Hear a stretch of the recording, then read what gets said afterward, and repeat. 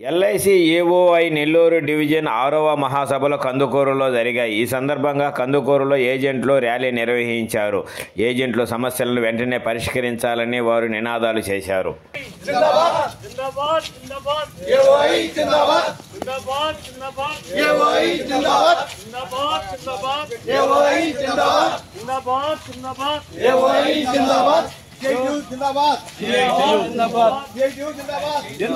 जिंदाबाद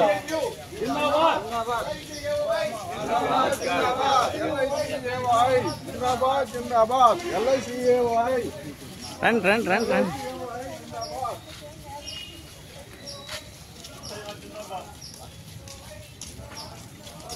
जिंदाबाद जिंदाबाद एओआई जिंदाबाद एलआईसी एओआई जिंदाबाद जिंदाबाद जिंदाबाद एलआईसी एओआई जिंदाबाद जिंदाबाद।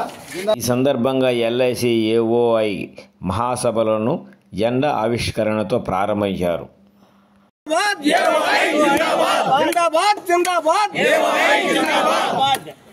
जिंदाबाद सीआईटीयू जिंदाबाद सीआईटीयू जिंदाबाद एलआईसी एओआई जिंदाबाद कॉमरेड सैल्यूट। దాసూరి రామిరెడ్డి విజ్ఞాన భవన్లో మహాసభలు నిర్వహించారు. ఈ సందర్భంగా కార్యదర్శి సిహెచ్ నాగేశ్వరరావు 2022 నుండి ఇప్పటి వరకు జరిగిన కార్యక్రమాలను నివేదికను ప్రవేశపెట్టారు. ఈ కార్యక్రమానికి ముఖ్య అతిథిగా విచ్చేసిన ఏఓఐ రాష్ట్ర అధ్యక్షులు కోటేశ్వరరావు మాట్లాడుతూ దేశ ఆర్థిక వ్యవస్థకు ఎల్ఐసి ఎంతో ఉపయోగపడుతుందని, ఈ సంస్థను కాపాడుకోవాల్సిన బాధ్యత అందరి మీద ఉందన్నారు. భారతదేశంలో అనేక పంచవర్ష ప్రణాళికలో దేశ ఆర్థిక అభివృద్ధిలో చాలా కీలక పాత్ర పోషిస్తూ ఉంది. ఈ రోజు చూడండి, రోడ్లు కానివ్వండి, ఇవాళ బ్రిడ్జిలు కానివ్వండి, ఎలక్ట్రిసిటీ కానివ్వండి, పోర్టులు కానివ్వండి, ఇవాళ ఏదైనా సరే ఇవాళ ఎల్ఐసి యొక్క సొమ్ముతోనే ఈ రోజు దేశ ఆర్థిక అభివృద్ధిలో మన ఎల్ఐసి చాలా కీలక భాగస్వామిగా ఉంది అని చెప్పేసి ఎల్ఐసిగా మన ఎల్ఐసియన్స్ గా మనం చాలా గర్వంగా ఫీల్ అవుతూ ఉంటుంది. మరి ఇట్లాంటి పరిస్థితుల్లో ఇవాళ దాదాపుగా లాస్ట్ ఇయర్ మీరు చూడండి 2024-25 సంవత్సరంలో 7,324 కోట్లు ఇవాళ భారతదేశానికి మరి డివిడెండ్ గా ఇచ్చాం. ఎంత? 7,324 కోట్లు డివిడెండ్ ఇచ్చాం. కేవలం 5 కోట్ల పెట్టుబడితో ఆ రోజున దాదాపుగా 1956 నుంచి ఇప్పటి వరకు కొన్ని లక్షల కోట్ల రూపాయలు డివిడెండ్ రూపాయలు ఇచ్చాం. అనేక పంచవర్ష ప్రణాళికలో కొన్ని లక్షల కోట్ల రూపాయలు దేశ అభివృద్ధిలో మనం పెట్టుబడులు పెట్టాం. అట్లాంటి మన LIC insurance of India, LIC of India సంస్థని ఈ రోజున కేంద్ర ప్రభుత్వం ఐఆర్డీఏ యొక్క సహకారంతో, ఐఆర్డీఏ యొక్క పొట్టుతో ఈ రోజున ప్రైవేటీకరణ చేయడానికి, కార్పొరేట్స్ అప్పు చెప్పడానికి ఇవాళ ప్రయత్నం చేస్తా ఉంది, ఆల్రెడీ చేస్తా ఉంది కూడా. ఎగ్జాంపుల్ మీకు చెప్తా ఉన్నా, ఈ రోజున ఎల్ఐసి లిస్టింగ్ లో తీసుకొచ్చాడు. 2022లో ఫైనాన్స్ మినిస్టర్ మార్చిలోని పార్లమెంట్ యొక్క సెషన్స్ లో ఎల్ఐసిని మీ లిస్టింగ్ లో తీసుకొస్తాం అని చెప్పేసి అనౌన్స్ చేశారు. ఆ రోజు అనౌన్స్ చేయబట్టి 2022 జూలై నెలలో ఐపీఓ చేశారు. ఎంత చేశారు? అది 3.5% ఐపీఓ చేశారు. ఐపీఓ సమయంలో ఇనిషియల్ పబ్లిక్ ఆఫర్ అంటే ఎల్ఐసిని కూడా లిస్టింగ్ లో తీసుకొస్తారు. మనకి చైర్మన్ ఉండేవారు, చైర్మన్ లేనప్పుడు చైర్పర్సన్ అయిపోయారు. ఇప్పుడు మంది సిఇఓ, మన కూడా limited company, life insurance corporation అంటే కాదు, లైఫ్ ఇన్సూరెన్స్ కంపెనీగా మంది మారిపోయింది. ఇప్పుడు గమనించాలా, మంది కూడా లిమిటెడ్ కంపెనీ అయిపోయింది. మన కంపెనీ కూడా స్టాక్ మార్కెట్ లో లిస్టింగ్ లో పెట్టారు. 3.5% ఐపీఓ చేశారు. ఐపీఓ చేస్తే ప్రారంభ ఐపీఓ షేర్ ఎంతండి? ఆ రోజున 969 రూపాయలు ప్రారంభ షేరు. ఈ రోజు 3 సంవత్సరాలు దాటింది. అయినా సరే ఇప్పటికీ కూడా ఆ షేర్ అనేది మనకి దాటలేదు. ఇదే సందర్భంలో ప్రైవేట్ కంపెనీలు షేర్లు అయితే పెరుగుతూ ఉన్నాయి. ఎల్ఐసి షేర్ పెరగకుండా ఈ రోజున ఎవరైతే పబ్లిక్ లో ఉన్నటువంటి కార్పొరేట్ కంపెనీస్ ఆ షేర్లన్నీ కూడా వాళ్ళ గవర్నర్ హస్తాల్లో పెట్టుకొని ఎల్ఐసి షేర్ పెరగకుండా వాళ్ళు చేస్తా ఉన్నారు. ఇంత జరుగుతున్నా కూడా మళ్ళీ మన ఫైనాన్స్ మినిస్టర్ గారు మళ్ళీ పార్లమెంట్ అనౌన్స్ చేశారు, ఎల్ఐసిని మళ్ళీ 6.5% ఐపీఓ చేస్తాం, 38,000 కోట్ల రూపాయలు మీ సమీకరణ చేస్తాం, రిజర్వేషన్ చేస్తాం అని మళ్ళీ ప్రకటన చేశారు. అంటే ఏంటంటే ఉద్దేశం ఏంటంటే ఎల్ఐసిని దశల వారీగా ప్రైవేటీకరణ చేయడానికి ఈ యొక్క మోడీ ప్రభుత్వం ఒక కంపెనీ కట్టుతూ ఉంది. ఇలాంటి దశల్లో ఇవాళ ఇంకోటి తీసుకొచ్చారు. ఇవాళ ఇన్సూరెన్స్ రంగంలో ఎఫ్డిఐని 74% నుంచి 100% ఎఫ్డిఐ పెంచడానికి నెక్స్ట్ పార్లమెంట్ సెక్షన్స్ లో వాళ్ళ బిల్లు పట్టుకుపోతా ఉన్నారు. ఇప్పటికే ఇవాళ 74% ఇస్తుందంటే ప్రైవేట్ కంపెనీలు అన్ని కూడా ఇప్పుడుగా వచ్చేసి వీరంతా కూడా వ్యాపారం చేసి ఇన్సూరెన్స్ రంగాన్ని మొత్తం ఇన్సూరెన్స్ చేస్తా ఉన్నారు. మరి 100% ఎఫ్డిఐ ఇస్తే వాళ్ళ పరిస్థితి అర్థం చేస్తూ ఉంది. ఇవాళ దేశ స్వావలంబనలో ఎల్ఐసి చాలా కీలక పాత్ర పోషిస్తూ ఉంది. 2020 సంవత్సరంలో ఐఆర్డీఏ వచ్చిన తర్వాత 24 కంపెనీలు ప్రైవేట్ ఇస్తే ఇవాళ ప్రైవేట్ వ్యాపారం చేయమని ప్రైవేట్ కంపెనీలకి లైసెన్స్ ఇచ్చారు. ఇవాళ దేశ ఆర్థిక రంగంలో వాళ్ళు ఏమన్నా ఉపయోగపడ్డారా చెప్పండి. అన్ని ప్రైవేట్ కంపెనీలు చాలా మంది లాభాలు నిర్వహిస్తున్నాయి. చాలా మంది ప్రైవేట్ కంపెనీలు క్లైమ్స్ ఎక్కువస్తారు.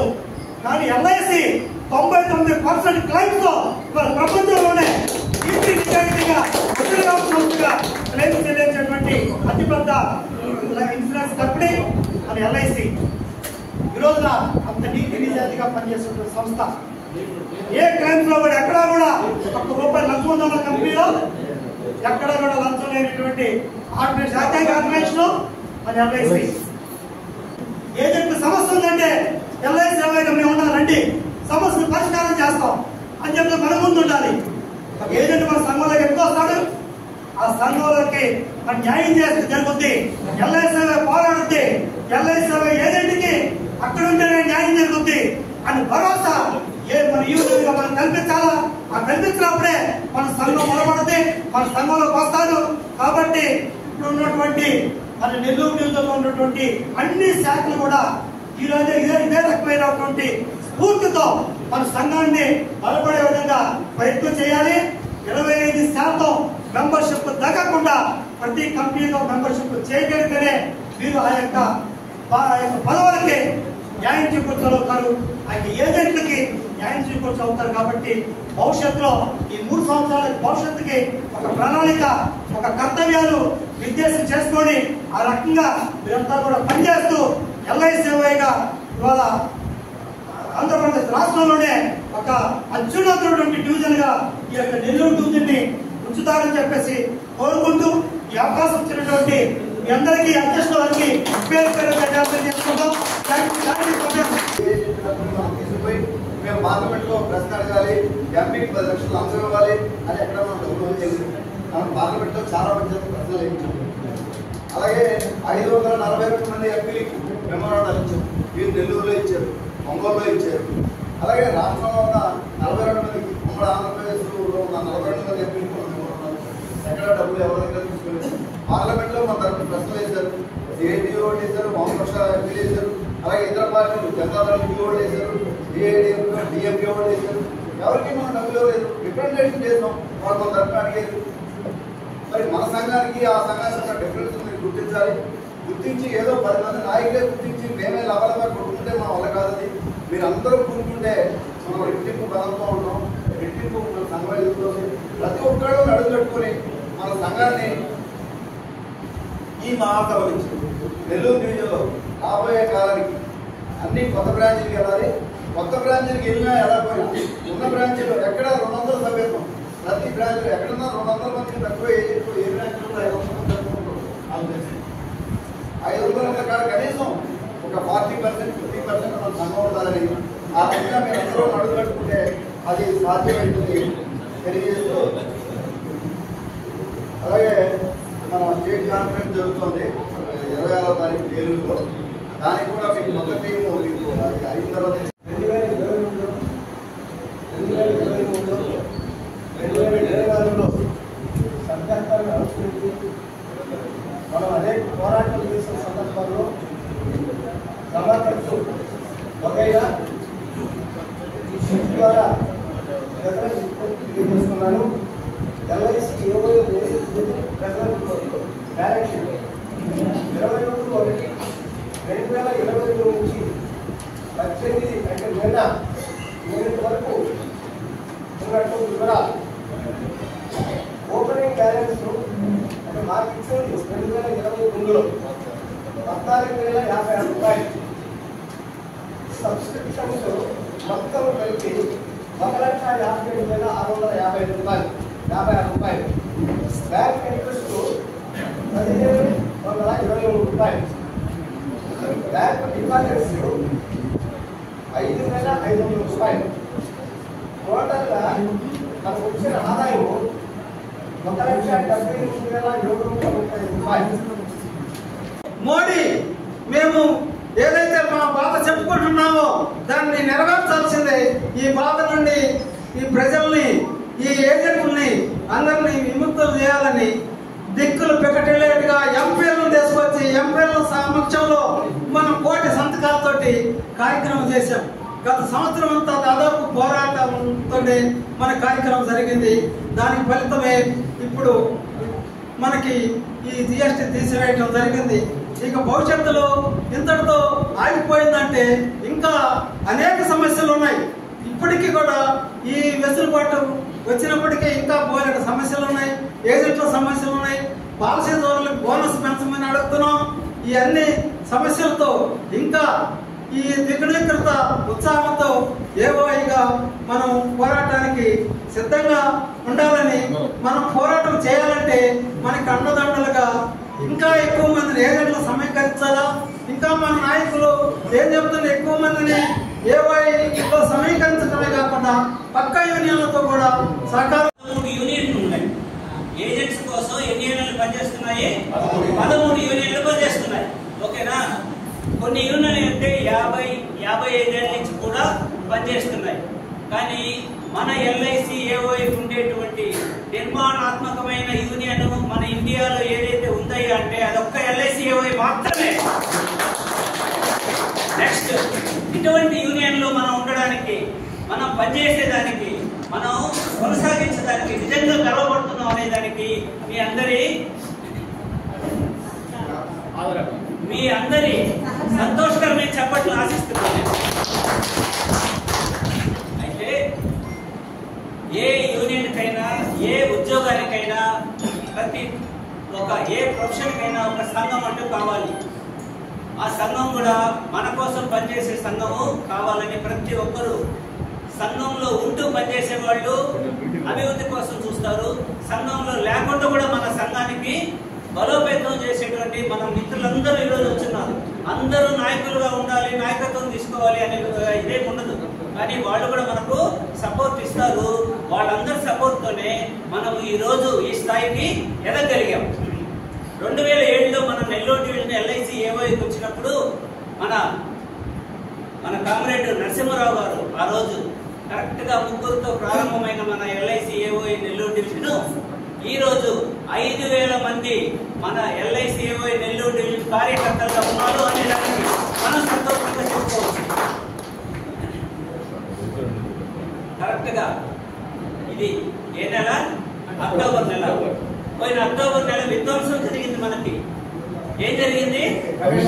పెద్ద సునామీ తీసుకొచ్చింది. మన కేంద్ర ప్రభుత్వం యొక్క సూచనల మేరకి మన ఎల్ఐసి మేనేజ్మెంట్ ఒక సునామీ లాంటి విధ్వంసకర చర్య ఒకటి తీసుకొని వచ్చింది. ఎప్పుడు ఏ డేట్ ఇచ్చండి? అది 1/10. కొద్దిగా టీచర్ లాగా క్వశ్చన్స్ వేస్తుంటాను. అది కూడా మన యొక్క మెమరీ పవర్ ని ఇంప్రూవ్ చేస్తుంటుంది. ప్లస్ మనకు ఎంత తెలుసో అనేది కూడా మనకి తెలుస్తుంది. ఎప్పటి నుంచి కొత్త విధ్వంసాలు మొదలైనవి మనకి 2024 నుంచి. ఏం జరిగింది ఏజెంట్స్ కి ఆ రోజు? మన కొట్టగొట్టిన రోజు అది. మన యొక్క ప్రొఫెషన్ ని దెబ్బతీసిన రోజు, మనల్ని నిర్వీర్యం చేయడానికి ఆ రోజు మనకు వచ్చింది. సో అటువంటి ఈ చర్యల్ని మనం ఆపాలా వద్దా? అది మనం అందరం కలిసి ప్రయత్నం చేస్తే వస్తుందా? ఈ 4 చేస్తే, ఈ 40 మంది చేస్తే వస్తుందా? సో కాబట్టి ప్రతి కార్యకర్త, ఇక్కడికి వచ్చిన వాళ్ళందరూ కూడా మనం ఏం చేయాల్సిన పని ఉంది? ఇంకా 10 మంది చేర్పించాల్సిన పని ఉంది. ఆ రోజే మనము ఒక పాత సామెత ఒకటి ఉంది మనకి. ఏంటిది? నూలు పోగులు గట్టిగా గట్టి ఏమవుతుందంట? పెద్ద తాడవుతుంది. అవునా కదా? ఆ స్థాయికి ఎదగాలి. ఒక్క పిలుపు ఇచ్చాము అంటే మనకి వీరి మొత్తం ఏం జరుగుతుంది అనుకోవాలన్నమాట. ఏజెంట్స్ కోటా కింద ఎవరికైతే ఎలిజిబిలిటీ ఉందో వాళ్ళకి డెవలప్మెంట్ ఆఫీసర్స్ పోస్ట్ కూడా ఇవ్వాలి అనే ఒక ప్రతిపాదన తీసుకొచ్చి విజయం సాధించింది ఎవరయ్యా అంటే మన LICMO. ఈ రోజు ఏ ఆఫీస్కి వెళ్ళినా కూడా కొత్త ఏజెంట్ డెవలప్మెంట్ ఆఫీసర్లు కనిపిస్తున్నారు. ఉన్నారా? చిన్న చిన్న వయసు వాళ్ళు ఉన్నారా? దాంట్లో కొంతమంది ఏజెంట్స్ కోటా నుంచి వచ్చున్నారు. మొన్న నాయుడుపేటలో కూడా చూశాను నేను.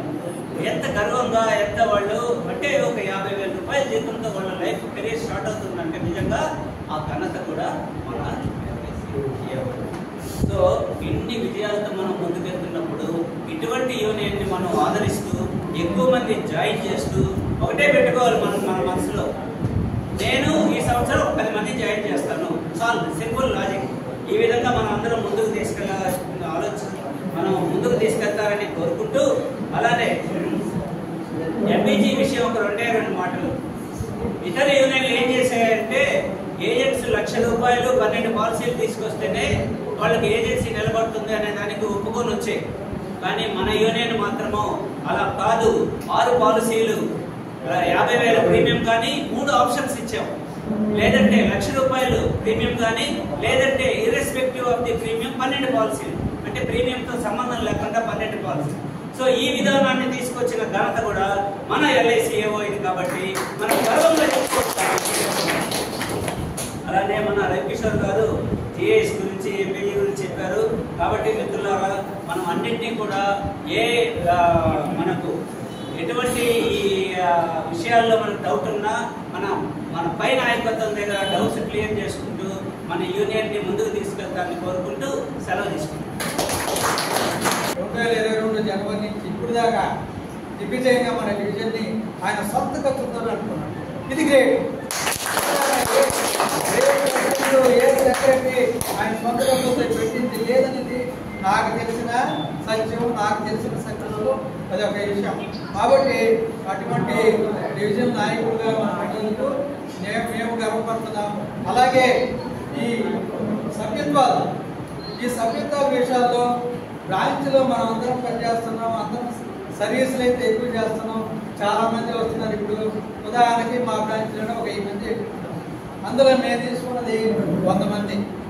మన సభ్యత్వాలు 100 మంది. ఆ 100 మంది కూడా ఒక బుక్ నేనే రాశాను.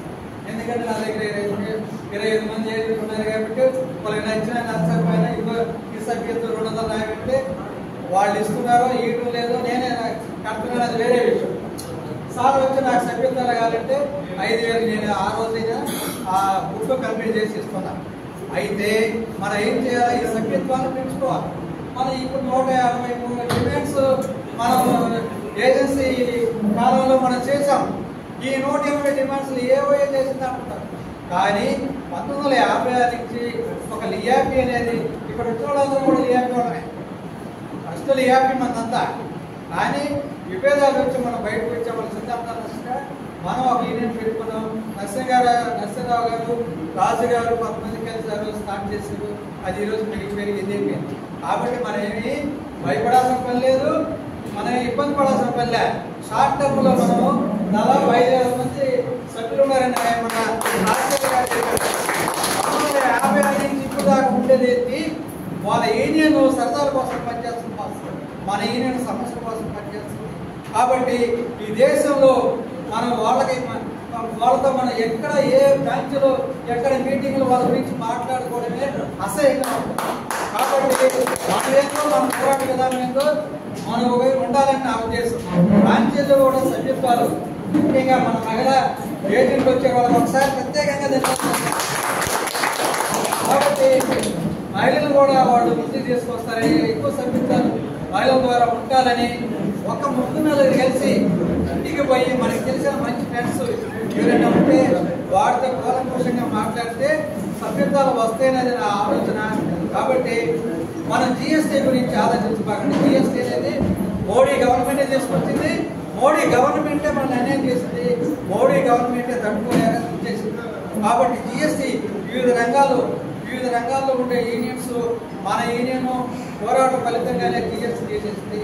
GST తీసేసిన వల్ల మనకు వచ్చిన ఉపయోగం లేదు. అది ఏజెన్సీకి వచ్చిన ఉపయోగం పెద్దగా అనిపించట్లేదు. ఇది నా అభిప్రాయం. GST తీసేసినందువల్ల కస్టమర్కి ఆదాయము, మనకు వచ్చే ఆదాయాల గురించి మనమందరం గట్టిగా పనిచేయాలి. మనకి ఏమొస్తుంది, సబ్ స్టాఫ్ నుంచి స్టాఫ్ దాకా CEO దాకా జీతాలు పెంచుకున్నారే కానీ ఒక ఏజెంట్కి ఉన్న 35% 1950లో ఉన్న కమిషన్ ఈరోజు 28% తీసుకొచ్చింది. ఎంత కడుపు కొట్టింది. సార్ చెప్పాడు 55 లక్షల కోట్లు ఫండ్ మనం తయారు చేసామని.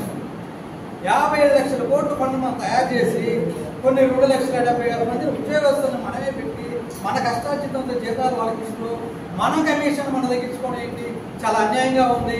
కాబట్టి గవర్నమెంట్ LIC రాజకీయ నాయకుల చేతులు లేకపోయిన కానించి LIC మనుగడ అనేది, LIC ఏజెంట్ అనేది కష్టకాలం స్టార్ట్ అయిందనేది నా అభిప్రాయం.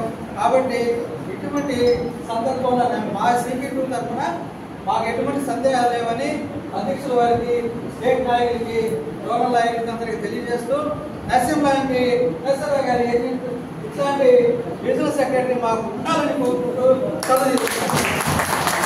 మంది గవర్నమెంట్ మనకి మన కమిషన్ తగ్గిస్తూ ఉంది, మన అందరిని నిర్వీర్యం చేయడానికి చూస్తూ ఉంది. ఒక ఏజెంట్ కుటుంబంలో ఎంతమంది ఉన్నారండి? కనీసం 4 ఉన్నారు. 4లో 4 ఓట్లు తీసుకుంటే 12 లక్షలు 14 లక్షల ఏజెంట్కి ఎన్ని ఓట్లు అయినాయి? ఓటు ద్వారా మనం సమాధానం చెప్పొచ్చు కదా. ఎవరైనా ఆలోచిస్తున్నామా? అదొకటి ఆలోచించాలి. ప్రతి ఒక్కళ్ళు మన ఏఓఏకి కృషి చేసి పాటుపడాలని చెప్పి ఇక్కడ అందరూ సహకరిస్తున్నటువంటి సభ్యులకు కూడా నా ధన్యవాదాలు తెలుపుకుంటూ ఇందులో ప్రతిపాదించినటువంటి అన్నిటికీ మేము ఆమోదిస్తాం. అన్ని కూడా బాగానే ఉన్నాయి, మేము దాన్ని సమర్థిస్తున్నాం. Thank you. was worked 37 years in LIC, Mount Road LIC, Chennai. ఆయన చెప్పేవారు ఏజెంట్ల గురించి, వాళ్ళ ఎంప్లాయీస్ ఈ రోజు ఇక్కడ మనం పని చేస్తున్నామంటే ప్రతి పాలసీ వస్తుంది, ఏజెంట్ల భావన వస్తుంది, వాళ్ళకి కోఆపరేట్ చేయాలి అని మా నాన్నగారు ప్రతిసారి చెప్తా ఉంటారు. పని చేయని స్టాఫ్ కూడా పనిచేసేవారు. ఇప్పుడు ఏమంటున్నారంటే స్టాఫ్ మీరు చేస్తేనా మాకు జీతము అని వాళ్ళు అంటారు. అదేవిధంగా ఈ GST అనేది ఒకటి అనుకుంటే యాక్చువల్ కాంగ్రెస్ గవర్నమెంట్ అది ఫామ్ చేసింది, పెట్టింది BJP వాళ్ళు, మళ్ళీ తీసేది కూడా వాళ్ళే. ఇప్పుడు ఏంటంటే GST సంబరాలు ముఖ్యంగా మన నరసింహరావు గారు అగైన్ అండ్ అగైన్ అంటే ఈసారి కూడా మన డివిజన్ జనరల్ సెక్రటరీగా ఆయన ఏ లేకుండా మా బ్రాంచ్ నుంచి నేను చెప్తాను. థ్యాంక్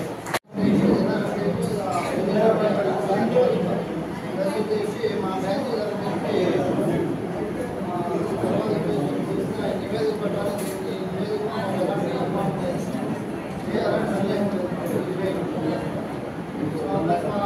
బ్యాంకు తరఫున మేము చేసిన కార్యక్రమాలు ఏంటంటే జూలై 18 మాట్లాడడం జరిగిందండి. ఒంగోలు బ్యాంకులో జూన్ 18 సిటీ కలిసి GST గురించి మాట్లాడడం జరిగింది.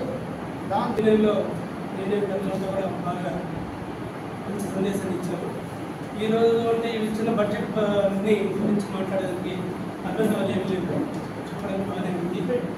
ఇప్పుడు ఈ సంవత్సరం మేము ఏంటంటే గత 2 సంవత్సరాలుగా ఈవేను విషయంలో స్తబ్దగా ఆగిపోయింది. మళ్ళీ ఈ సంవత్సరం నుంచి దాన్ని బలోపేతం చేస్తూ వంద సభ్యతల పైనే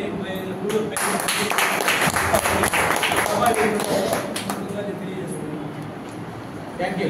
అది మేమేం కోరుకుంటామంటే కాంప్లెక్స్ పోయినసారి సభ్యత్వం అది 50, ఈసారి 100 చేయాలని కోరుకుంటాం. కానీ మనం ఇంకా విస్తరించాలా అనేది మాకు ఉన్న ఆలోచన. ఇప్పుడు మేము వచ్చేసరికి మనం IRD ఆఫీస్ ధర్నా చేసిన తర్వాత నాకున్న ప్రత్యేక అనుభవంలో ఢిల్లీలో జంతర్ మంతర్ కానీ నాతో పాటు మా ఫ్యామిలీ మా మిసెస్ తీసుకుని 70,000 మంది ధర్నా చేసిన తర్వాత అక్కడ వచ్చేసరికి BJP గవర్నమెంట్ భయపడింది. మనం పోయిన 20,000 మంది 30,000 మంది కదా టోటల్గా వీళ్ళు ప్రజలు కలపడుతున్నారని. మేమైతే ఏమంటామంటే మా ఇంతకుముందు లేదు ఉదయం అంటే నరేంద్ర మోడీ GST పెట్టింది, ఆ GST ద్వారా మీకు వచ్చినప్పుడు 1,040 రూపాయలు ఎక్కువైందని చెప్పి ప్రచారం ఇస్తుంటారు చెప్పండి. నేనైతే ఎందుకో 2వ సంవత్సరం తప్పుతుంది, మొదటి సంవత్సరం ఎందుకు ఎక్కువైందంటే నరేంద్ర మోడీ పెట్టి GST గారు ఆ విధంగా అయిన తర్వాత ఇప్పుడు కలియుగంలో మేము చేసే ప్రతి కార్యక్రమాలు ఇంటర్నెట్ రిపోర్ట్ తీసుకుంటాం. అక్కడి నుంచి ముందే ఫోన్ చేస్తారు, ఏంటన్నా ఏంటి ఈరోజు మీ కార్యక్రమం నన్ను అంటారు. ఉందని చెప్పంటాం. ఏ కార్యక్రమం చెప్పడం చెప్పిన తర్వాత సరికి ఖచ్చితంగా కార్యక్రమం అయిన తర్వాత మా కాంతి రిపోర్ట్ తీసుకుంటాం. ఇది మాది తర్వాత చెప్పడానికి మా కనీర్ కాంగ్రెస్ చెప్పడం 2-3 డిమాండ్స్ వచ్చేసింది. నెల్లూరు డివిజన్లో చెప్పడానికి అన్క్లైమ్డ్ పాలసీలు ఎన్ని ఉన్నాయో అది వచ్చేప్పుడు బ్రాంచ్ సరికి పంపించమని చెప్పాను కాబట్టి తర్వాత ఇప్పటికి సంవత్సరం దానికి ఎప్పుడు దాకా కట్టారు ఎప్పుడు దాకా ఆగిపోయింది కాబట్టి ఇంకోటి వచ్చేప్పటికి ప్రిన్సిపల్ ట్యాక్స్ సంబంధించి మాకు నిన్న తెలిసింది బంగారుపూట కనియూరులో సంవత్సరానికి 6.5 లక్షలు వచ్చేసరికి ఇన్కమ్ ట్యాక్స్ కట్టారు. అతను నెలకు 200 సంవత్సరం మొత్తం 24 లక్షలు ప్రొవిజనల్ ట్యాక్స్ వాళ్ళ వసూలు చేసింది. మన కాడ వచ్చేసరికి 2 లక్షలు ఆదాయం వచ్చిన 3 లక్షల ఆదాయం మన కాడేమో 20 లక్షలు వసూలు చేస్తుంది. దాన్ని కూడా రెండు డివిజన్లు కానీ తర్వాత రాష్ట్రం వాళ్ళు కానీ రాష్ట్ర కమిటీ కానీ పునరాలోచించాలని చెప్పి మా కనిగిరి నుంచి మేము అడుగుతున్నాం. ఈ అవకాశం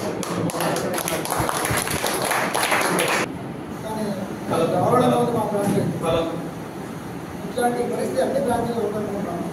మా రిక్వెస్ట్ ఏంటంటే మీరు డిపార్ట్మెంట్తో మాట్లాడి కార్పొరేషన్తో మాట్లాడి ఇట్లాంటి కనీసం 5 సంవత్సరాల కన్నా బ్రాంచ్ నుంచి వేరే బ్రాంచ్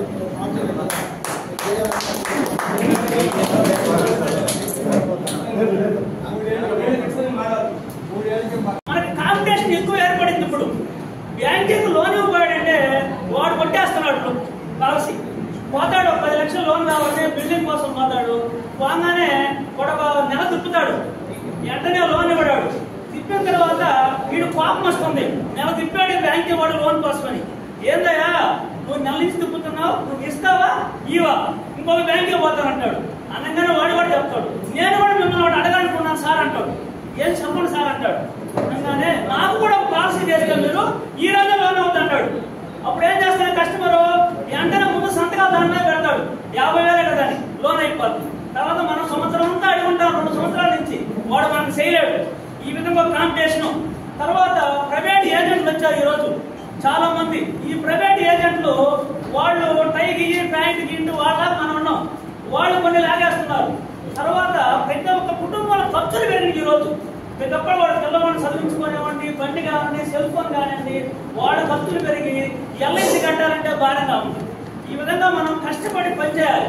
ఈ మన కార్పొరేషన్ ఏం చేస్తుందంటే కమిషన్లు అందరికీ ఖర్చులు పెరుగుతుంటే తగ్గిస్తూ వస్తుంది. మాట్లాడి చర్చించుకుంటుంటే అయిపోతాయి. మనం ఎప్పుడు ఫైట్ చేయాల్సింది కూడా కార్పొరేషన్ మీద, మేనేజ్మెంట్ తీసుకుంటున్నటువంటి నిర్ణయాత్మకమైన విషయాల మీద. మన గ్రూప్ ఇన్సూరెన్స్ పెంచుకోవడం కానివ్వండి, మన మెడిక్లెయిమ్ పెంచుకోవడం కానివ్వండి, అదేవిధంగా మన గ్రూప్ ఇన్సూరెన్స్ ఏజ్ లిమిట్ని పెంచుకోవడం కానివ్వండి. అదేవిధంగా మనకి ఎటువంటి గతంలో ఎటువంటి కమిషన్ ఉంది, ఇప్పుడు ఎందుకు తగ్గించారు, వాటిని మనం తిరిగి సాధించుకోవడానికి ఏ విధంగా జిఎస్టీ లేకుండా మన పోరాటం ఏ విధంగా చేస్తామో అందుకని బలమైన పోరాటాలు చేసి మన ఏదైతే కమిషన్ తగ్గించారో ఆ కమిషన్ పెంచుకునే విధంగా మన రాబోయే కాలంలో మన పోరాటాలు అటువంటి దిశగా మనం ముందు సాగించాలని.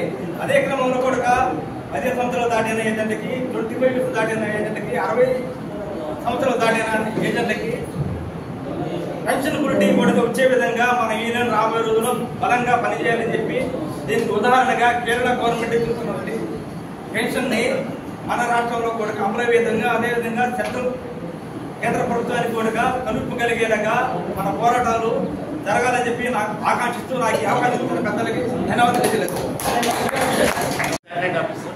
నేను దాదాపుగా 5 years నుంచి ఏవైనా ఉన్నాను, కానీ యాక్టివేషన్ లేదు. అంటే మా బ్రాంచ్లో డిఎంపీ బాగా నేతృత్వంగా పరిపాలన చేస్తున్నారు. నేతృత్వం అంటే తెలుస్తామని చెప్పారు చాలా మంది ఉన్నారు. అక్కడ మనం ఏవై స్టార్ట్ చేయడం చాలా ప్రయత్నం చేస్తాం. కుదరలేదు.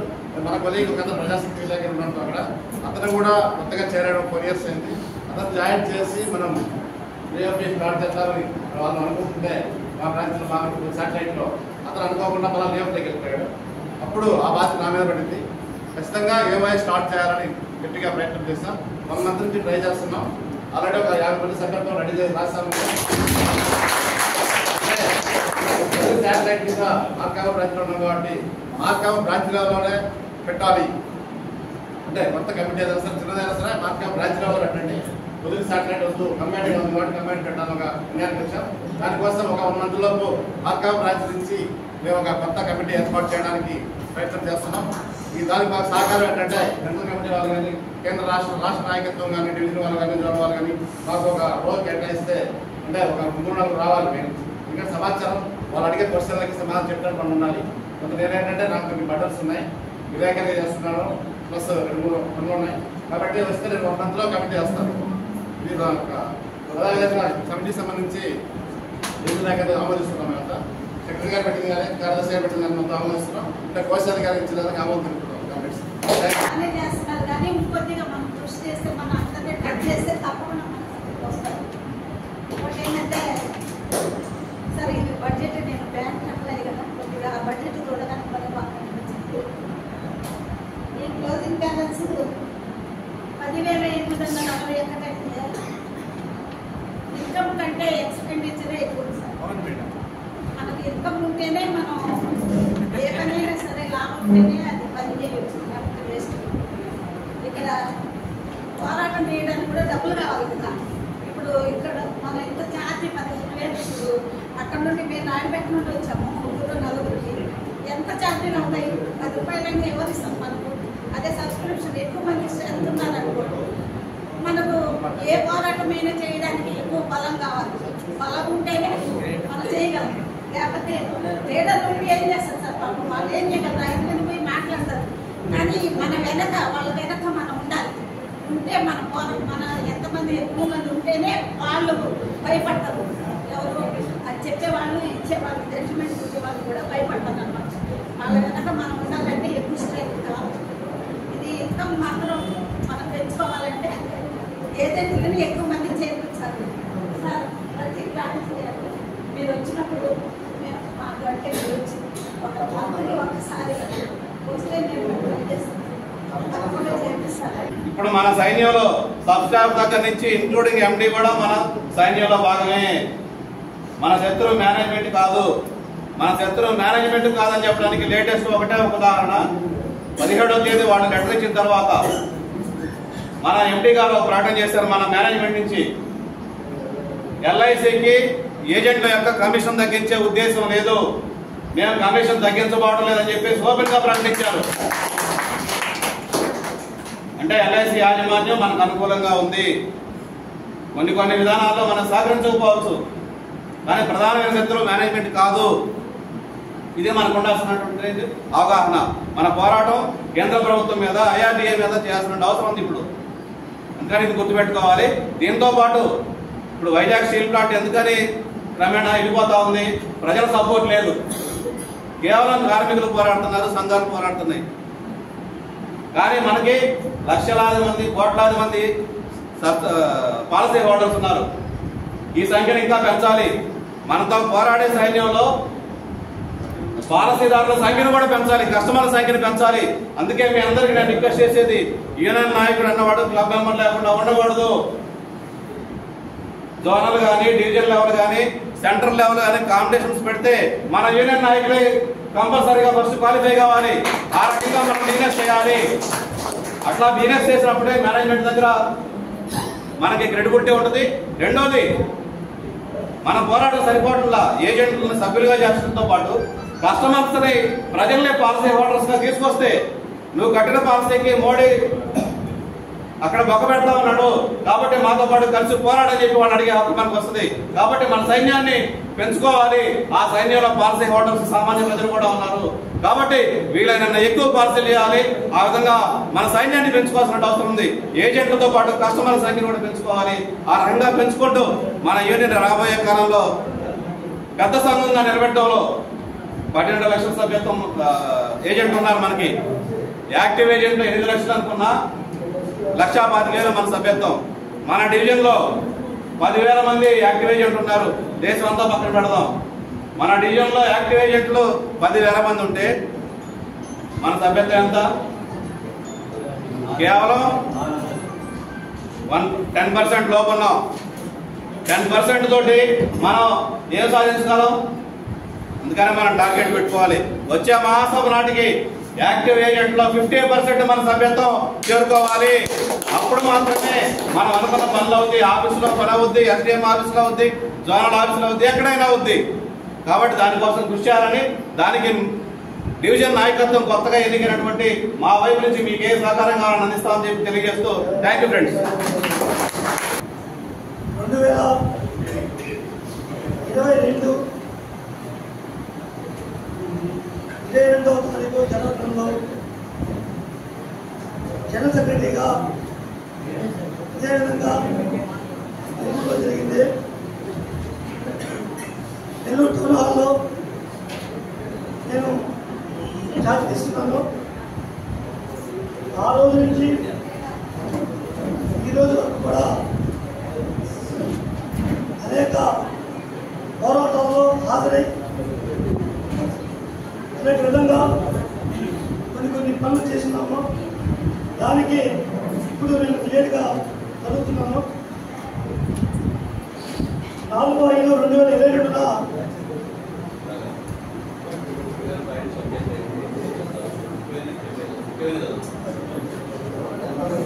ఫస్ట్ క్రియా పిలిపించి వాళ్ళతో మాట్లాడి యూనియన్ని బలోపేతం చెప్పడం జరిగింది. ఎందుకంటే ఫస్ట్ క్రియా దగ్గర క్రియా అంటే మన ఏజెంట్ మిత్రులే కాబట్టి మన ఏజెంట్ దగ్గర ఏజెంట్లు ఉంటారు కాబట్టి ఫస్ట్ నేను ఛార్జ్ తీసుకున్న తర్వాత వాళ్ళు పిలవడం జరిగింది.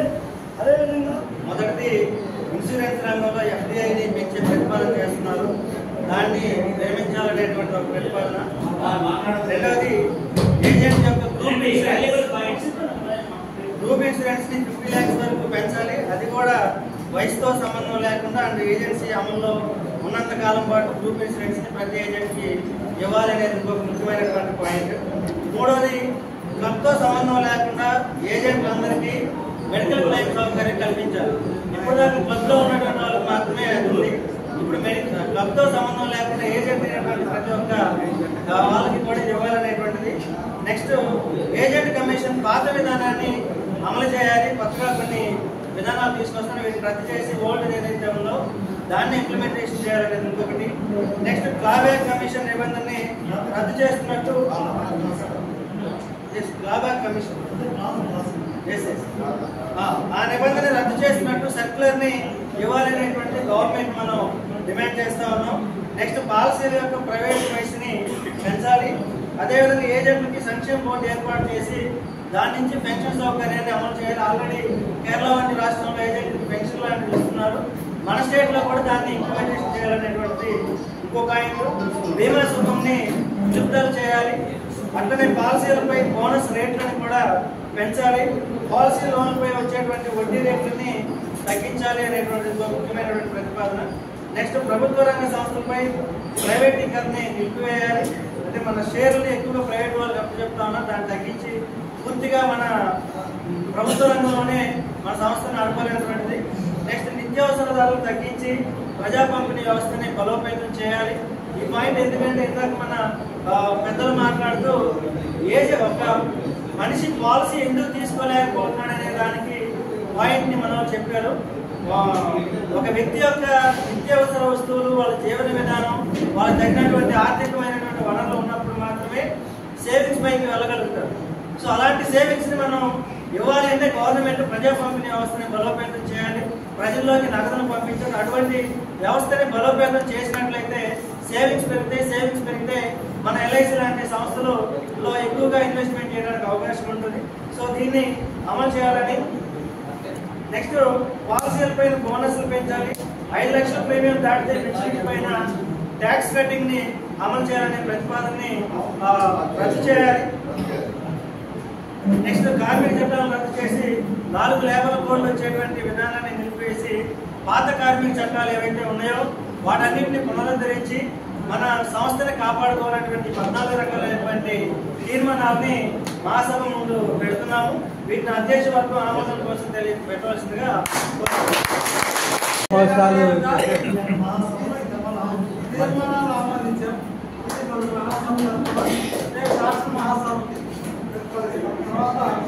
మేము దిగిపోతున్నాం. ఈ కార్యక్రమాన్ని కూడా నూతన కార్యవర్గాన్ని రాష్ట్ర నాయకులు ఎంపిక చేస్తారు. కాబట్టి మీకు ఎన్నుకోవడానికి సహకరించిన మీకు ప్రత్యేక ధన్యవాదాలు.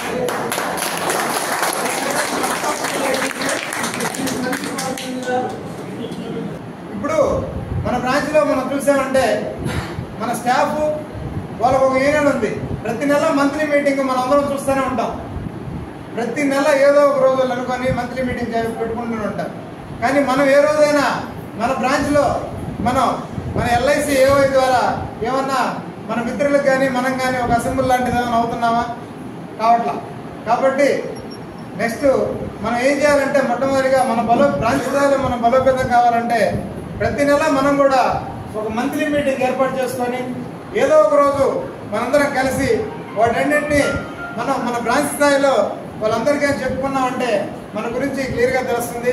అదేవిధంగా ఈరోజు మా మీద ఎంతో నమ్మకంతో మాకు ఇచ్చినటువంటి బాధ్యతల్ని మేము శిరసా వహిస్తామని చెప్పేసి మీ ముందు తెలుపుకుంటున్నాము. అదేవిధంగా